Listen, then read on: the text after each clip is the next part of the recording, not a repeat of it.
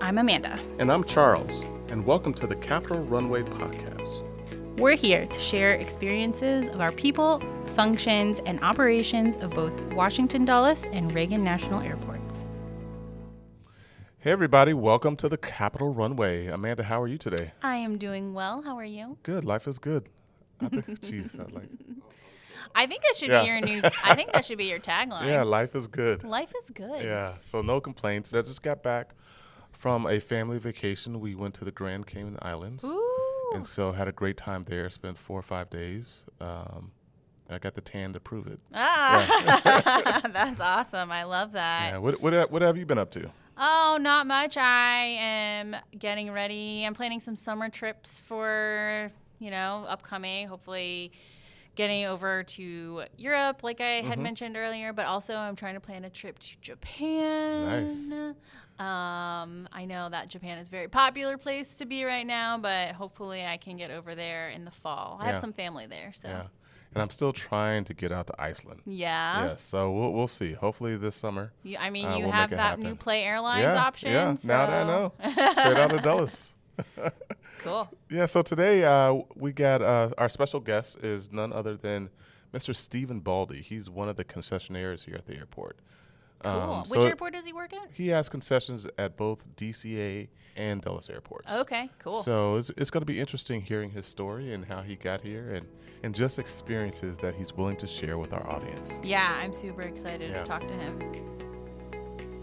Stephen, how are you today? I am great. Good to be here. Awesome. Welcome. Welcome. We are so excited to have you and can't wait to talk to you. So why don't you tell us a little bit about yourself and how you got interested in the concession industry? Well, first of all, thank you for having me here. It's so exciting to have an opportunity to share my story. I used to be in property management, residential property management, right here in Arlington, Virginia. And one of my tenants was a leasing agent for Westfield. Okay. And one day she came into my office and she said, Stephen, I see you walking around the property, how you engage with the residents, and I think you should be doing more. And in my mind, I was thinking, this woman doesn't really know me, what my background is. But I heard her out. And at the end of the conversation, she said they had an opportunity at National Airport and it paid $95,000 a year. At the time, I was making about $30,000 a year and a free apartment. So my immediate response was, when do I start? So they brought me in for an interview. I did not get the initial job, but they called me about a month later and said, hey, listen, we have an opportunity. There's only 30 days left on the contract, but if we don't keep the contract, we'll put you at one of our shopping malls. So at the time, they managed Annapolis Mall, Wheaton Mall, and one other one, Montgomery Mall. And I thought, let's try it. And they actually won the contract. Okay. And so we went from managing just the retail stores to the full concession program, food and beverage and retail. And so I stayed in that position for 3 years. We completely redeveloped the airport, and I learned the business from top down using other people's money. And then in 2008, I decided to take the leap and start my own firm. All right, great. So what was it that really brought you to the decision to join the airports in that capacity? So I will tell you, I really enjoyed the first 3 years being in development because I learned leasing and construction and management. And because of my role as a landlord, I had the privilege of meeting most of the major companies in the industry and the brands. And so I understood from that perspective what it took to be successful at these two airports, but also nationally. They really pushed me to seek out the ACDBE certification, which is a certification that designates women, minority, and veteran-owned firms. And once I took the leap and certified and started my own company, them and other tenants, they celebrated the fact that I had been at National for 2 years, but really were encouraging me to take the next journey. What shops do you manage or operate at the airports? So locally at Dulles and National, we operate Dunkin' Donuts, Potbelly, Smashburger, and Timber Pizza. We really pride ourselves being a local operator. And though, other opportunities are important to us nationally, it's kind of like sports. I'm a big sports guy, right? You play differently when you're in front of your home crowd And MY in Washington, D.C. is the home crowd for me. And this place is just really special. So although we have a national presence, being here in D.C. is really important to me personally. What is your day like as a concessionaire here at the airport? Control chaos. Airports are a very dynamic environment to do business. It's very different from being an operator of a restaurant on the street. The airport is like a family because the businesses here are so close. Even the people on the MY side, they're all people who support the business, because when someone travels through the airport, if they have a great experience or they have a bad experience, it wasn't an experience at Dunkin' Donuts. Mm-hmm. It was an experience at National Airport or Dulles International. And we understand that. And so we just keep that top of mind. But my last 48 hours, just to describe to you what a typical week is. So yesterday I met with my team at Timber Pizza. We opened it in November, and we were talking about how we could better display our products so people can know more about the brand. So we're looking at things structurally and from a digital content perspective so that people just know the brand better. I left that, and then I went to Smashburger to pick up our deposits. I had a strategic meeting with our CFO, our director of human resources, to talk about the growth that's happening in 18 months that we need to prepare for today. So my days are really diverse, but what's most consistent about them is I get to do it with people I enjoy working with. If someone is listening to this who owns a local shop in DC and is interested in maybe opening up a place in the airport, what's that process like? How do they get involved in that? I don't like to give advice, so I will just experience share. Sure. To any brand that operates successfully on the street, it is a different sport coming into the airports. And so I would seek out mentorship. I've made myself available to local small operators because all the people who supported my career, when I've always asked them, how can I support? How can I, compensate you for your time?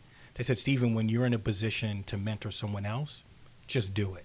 And so 18 years into this, I don't know that I have a lot of advice to give, but I sure have a whole lot of experiences to share. And so I often open myself up to other local brands, sometimes with the outcome of seeking partnership, but other times just trying to share with them what I've learned over my career. Yeah, great answer. So let's rewind back to 2020 and the height of COVID. Let's not. So how did you manage getting through the pandemic? So I will be honest, like most people, I did not foresee the depth and the time that we would be required to sustain what we did. The fortunate part, I started the company with assets in New York City, and we started to transition out of that program in September of 2019, and we actually sold March 18th of 2020. Wow. March the 23rd, we shut the company down for 16 months. And then really it came down to family and faith.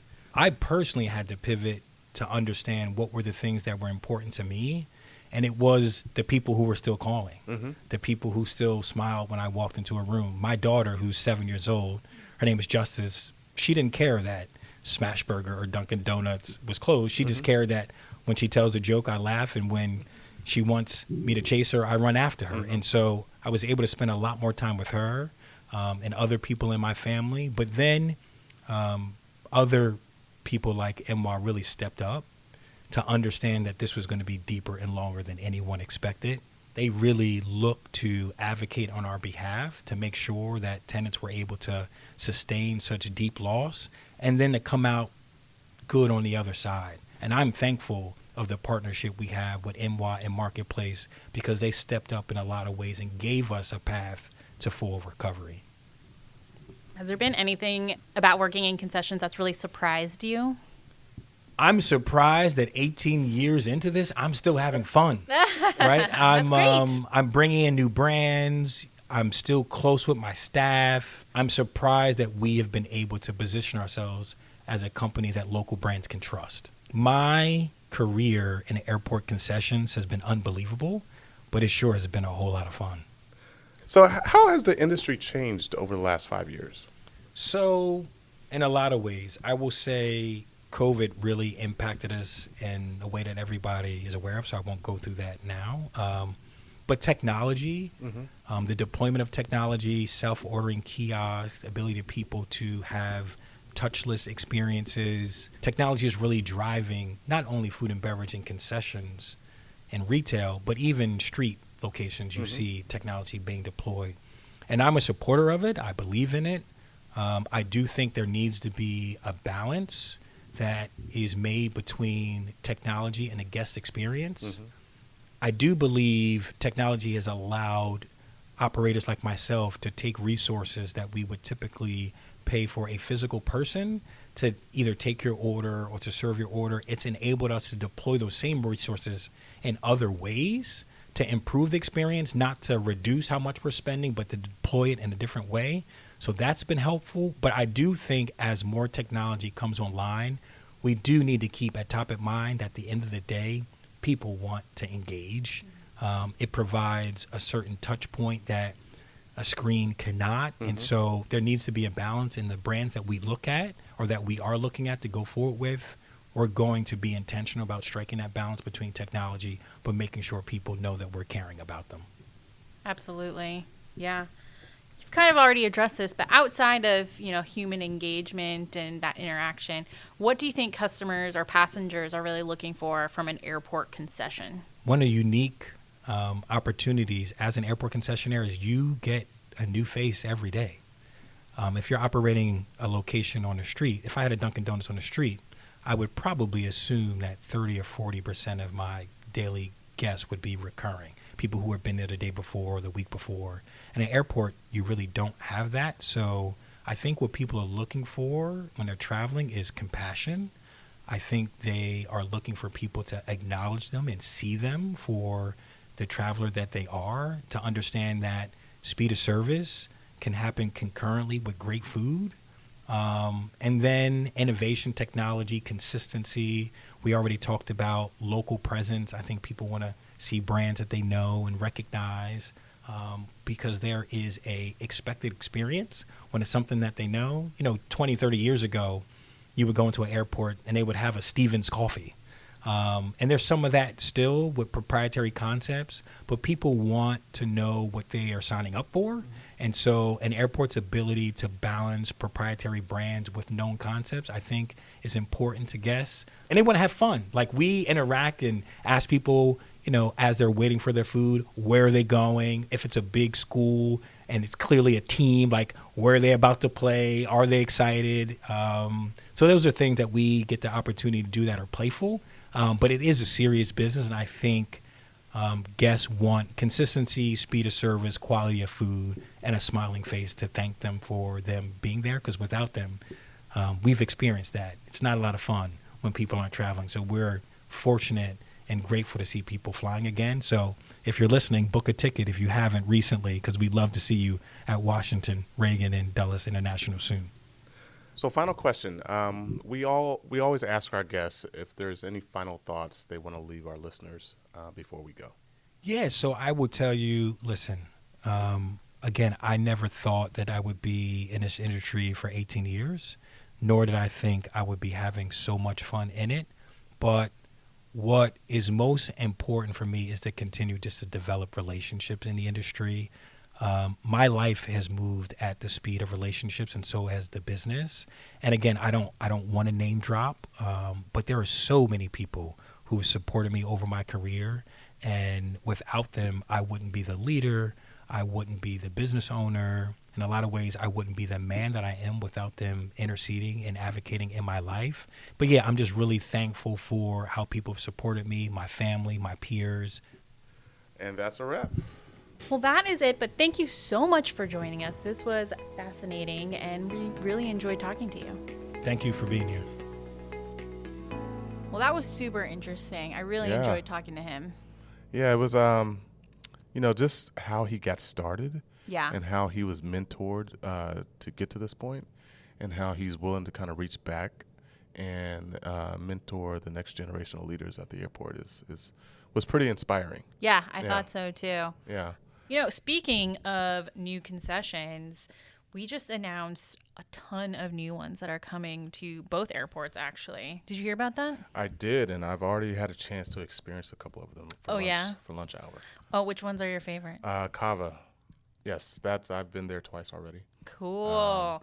I'm super excited personally about all of the new coffee options. I'm a big fan of Compass and Zeke's coffee. I go there pretty much every weekend. So I'm very excited to see them in the airport. It's like local DC is coming to DCA and Dulles airports. I know. I love it. You know, like I said earlier, I think local options are really important in an airport. So I really love to see that. So those coffee shops that people see in their neighborhoods, when they take a flight from the airport, they can have it here too. Exactly. Or just for people who are traveling through and might not get a chance to leave the airport, you know, for people to experience a little bit of what DC has to offer. Super awesome. Are there any others you plan on checking out anytime soon? Oh, for sure. I'm very excited about Rappahannock Oyster Company at Dulles and the pasta one. I think it's Svoglina. I can never say that properly. I'm sorry if I butchered it. How about you? So you know what? I'm a simple guy. Potbelly. When I take a trip out to Dulles, I'll be stopping there. I always look forward to having a great pretzel. So Auntie Annie's. I'm gonna check that as well. Cinnamon sugar pretzel is my favorite. I'm excited about this Freshie one, bowls and smoothies. You can never go wrong with a smoothie. Yeah. You know, when you're just waiting for a flight or on the flight, it's easy to take on the flight. It's not gonna smell up the plane. Not gonna smell up the plane. Exactly. Yeah. Your fellow passengers will be happy with you on that. Charles, why don't you tell people where they can email us? Oh, yeah. So if you have ideas for our podcast, if you want us to interview a guest, or if you just have questions, you can reach us at info@thecapitalrunway.com. That is info@thecapitalrunway.com. Cool. Well, hope everyone has a great day, and we'll talk to you guys later. Have a great day.